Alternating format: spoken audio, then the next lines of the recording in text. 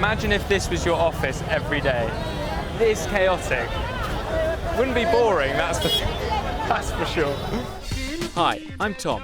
I'm travelling through one of the most colourful and vibrant countries in the world, and with the help of local knowledge, I'll be trying to find out what makes this place so special. Join me on my journey through India. Bengaluru, still commonly referred to as Bangalore, is the state capital of Karnataka. Blessed with a mild climate, this cosmopolitan and progressive city is widely recognised as one of the biggest tech hubs of India. So we've arrived in Bangalore.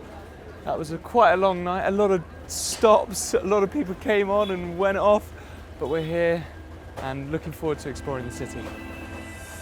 Bangalore was once seen as a favourite destination for retirees. Now it's India's fourth most populated city, and in the last 40 years has undergone rapid development, which has contributed to traffic congestion and rising pollution levels. Away from the busy streets, however, there are several parks dotted across the city. We're walking through one of the green spaces in the heart of the city. It's called Cubbon Park. It doesn't really feel like you're in the city. It's very quiet, and it's almost like a jungle back there.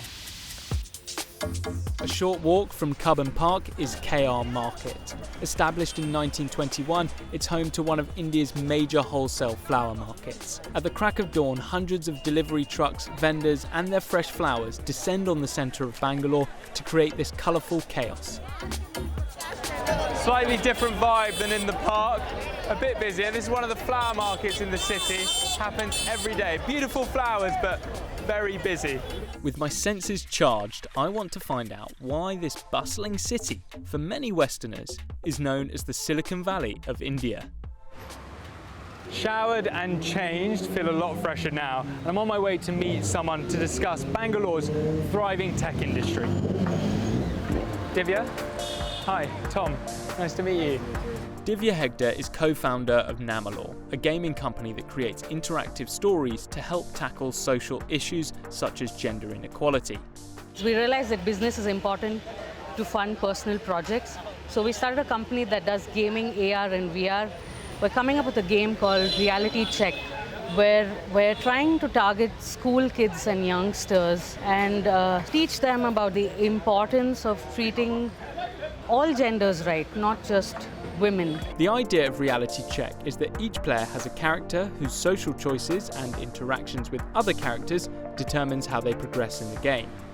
We can't be screaming for more laws, and you can't hide women indoors in order to protect them. But what if you started young? Have the schools been receptive? Initially there's a bit of friction because you're essentially telling them we have to change the thought process, but there have been schools that have been very open to us coming and interviewing the kids. There have been teachers who are very forthcoming with the problems that they face. Do you see a positive influence with all these new businesses, new tech startups? Yeah, it's definitely a positive influence. Say, for example, a tech startup manages to solve the traffic problem. That's a great thing, right? But I do hope that, it's not just a hype and some of it comes to fruition. From Divya's startup to large international corporations, technology is part of the fabric of this city. But there is another industry which Bangalore has become famous for.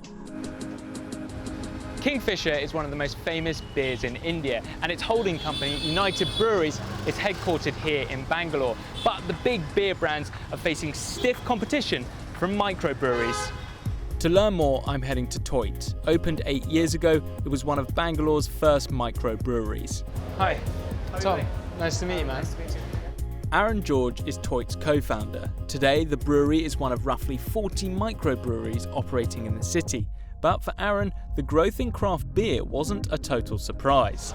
So Bangalore's always had a very strong beer drinking culture. So this seemed like the natural progression to move from commercial, mass-produced beers to something that's crafted in-house with a little bit more character. Now it's kind of mushroomed all over the city. And does that mean that competition is a good thing, or is that a bad thing? It's a good thing, keeps us all on our toes. So the novelty factor was there in the first couple of years, but now with so many other places opening up, it's just good beer that gets people coming back to your place. What is this city like to live in for young people?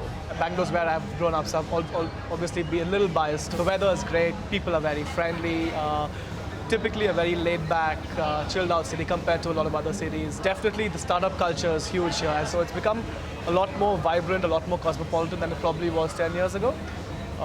Which is good for business, it's good for everybody. And there is a market for craft beer now growing beyond Bangalore. Absolutely. So you see places like Calcutta having breweries now, and then I keep hearing every day of new state opening up, so it's good. So this is like a engine room, so to speak. Yeah? You have all the malts here. You get a real smell in here as well of the malt. Yeah, almost like a bakery.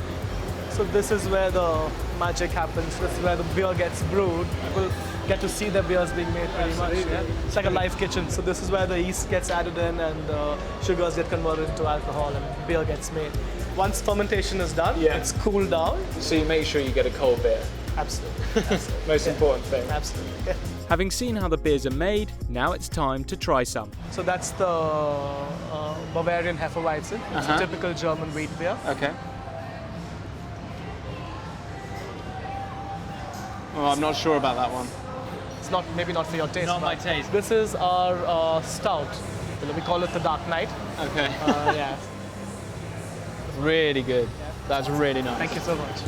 Saving the beers till later, I'm heading to the southern end of the city.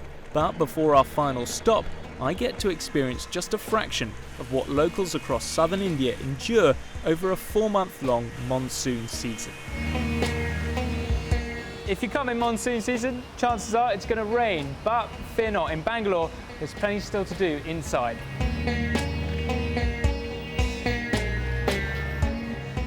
A lot of young Indian comedians actually come from Bangalore, so I've come to a comedy night to see what all the fuss is about. Guitar is so cool, people pretend to play it.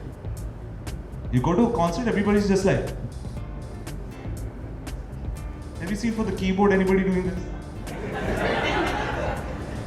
Amir Piron has been a comedian for 7 years. Born in Saudi Arabia to a Pakistani mother and an Indian father, he uses his heritage as a source for comic material. Tell me about your comedy. I talk about home a lot. The stuff that I was writing earlier in life, that was about my family and where I grew up. But right now I'm just being recognized as that guy who does a lot of controversial humor. Recently I just wrote this stuff which I just tried on stage and it was working. And then now people are like, hey, he's that guy. Why is Bangalore seen as like a place for comedians? There's a lot of comedians who started over here and they became really good.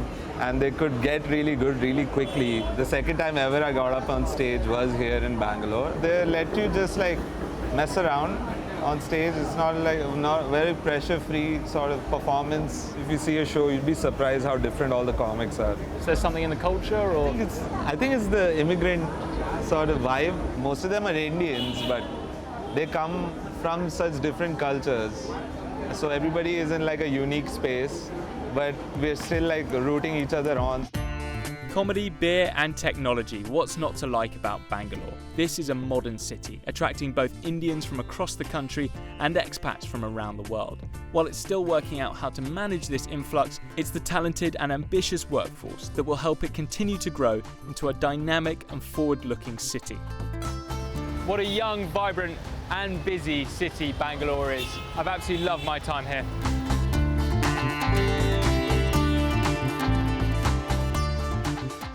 Hi guys, thanks for watching a journey through India. As you can see, the monsoon season has returned to Bangalore. If you want to see our previous trip in Goa, then click here.